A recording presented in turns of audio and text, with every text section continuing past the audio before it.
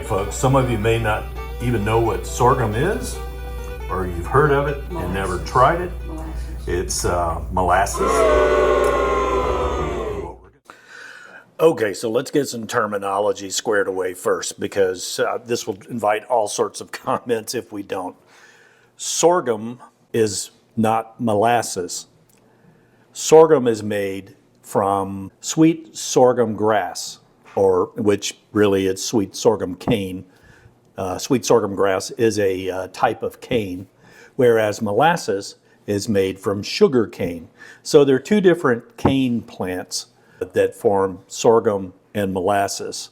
So that's important to understand. So if you hear somebody say, "Oh, pass me the sorghum molasses," that's just over time people have just sort of mixed up the two terms, because the product that comes from sorghum and from molasses is really, really similar. There are some slight differences in property. Sorghum tends to be a little bit lighter in color.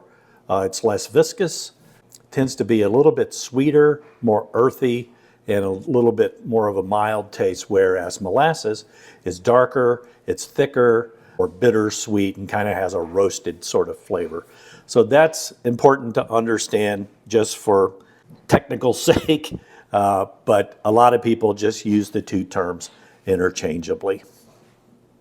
And what we're going to show you is a technique that's not widely known. It originates from the Appalachian area, and it's foamy molasses, or sometimes just called molasses foam.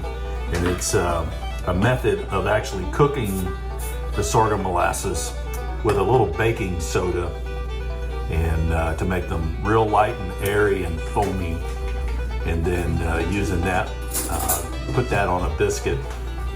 So this is a really, really, really old technique. It's been around a long time. So the first step is to add. So it doesn't take a lot of Not even a quarter. baking soda, not even quite. Maybe it just chews out. We'll pour in about maybe a half a cup. About a half a cup of sorghum molasses. We got about a quarter teaspoon of baking soda. Gonna stir that.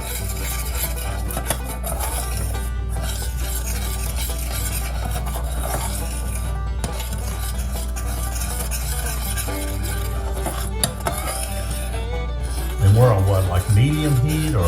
Yeah. Heat? Okay, so about a medium heat It's on about your a 6. burner. So quick. See, that's starting to foam up. That's basically just a chemical reaction between. It does not have to boil. Yeah, some if you go online and read, it'll say let it come to a boil, but you do not have to let it come to a boil. You just have to heat it up, and the baking soda and the molasses, a chemical reaction occurs, and you get this foamy action. It's literally that fast. It's delicious on biscuits. Butter. And our dad used to, he loved this. And he would take his, put it on a plate, mix the butter in with the foamy molasses, and then put it on his biscuits. And I don't know if you can tell, you could almost see it still expanding a little bit. As the heat dissipates, it'll stop, but there we go, foamy molasses. Okay, so here we go. Here's our foamy molasses. We got our biscuit set up here. Take our foamy molasses. I haven't said on that thing. Now some people like to put a little butter on their biscuit before putting the foamy molasses on it.